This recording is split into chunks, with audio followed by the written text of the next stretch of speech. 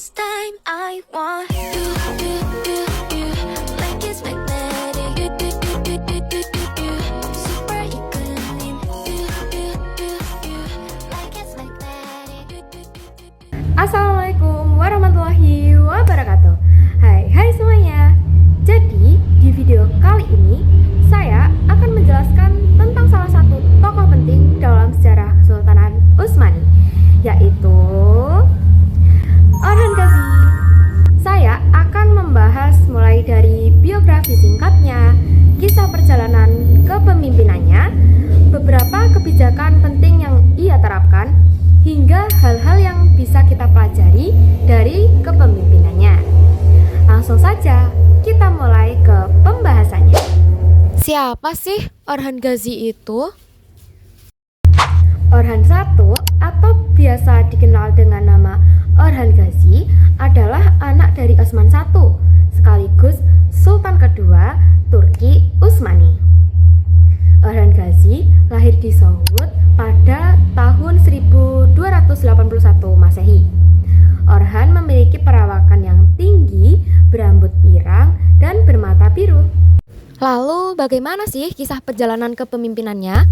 Setelah ayahnya wafat, Orhan Gazi naik tahta menggantikan ayahnya, yaitu Osman. Pada tanggal 11 Juni 1329 Masehi, terjadi sebuah perang antara pasukan Bizantium yang saat itu dipimpin oleh Andronikos III melawan pasukan Turki Utsmani yang saat itu dipimpin oleh Orhan Gazi. Perang tersebut diberi nama Battle of Pelekanon dan dimenangkan oleh pasukan Turki Utsmani. Setelah itu, Turki Utsmani berhasil menaklukkan Nisea di tahun 1331, Nikomedia di tahun 1337, dan Skutari di tahun 1338 Masehi. Pada tahun 1354, di bawah komando Sulaiman Pasha, anak dari Orhan Gazi, untuk pertama kalinya Turki Utsmani menyeberang Selat Dardanel dan menaklukkan Gallipoli. Pada saat itu terjadi sebuah gempa bumi yang menghancurkan tembok Gallipoli sehingga memudahkan pasukan Turki Utsmani untuk merebut kota tersebut. Selama masa pemerintahannya, Orhan Gazi berhasil memperluas wilayah kekuasaan Turki Utsmani hingga 95.000 km persegi. Orhan Gazi wafat pada tahun 1362 Masehi. Kini makamnya berada di Osman Gazi, Provinsi Bursa, Turki. Kebijakan apa aja sih yang diterapkan oleh Orhan Gazi? Yang pertama, ekspansi wilayah secara strategis. Yang kedua, reformasi sistem pajak.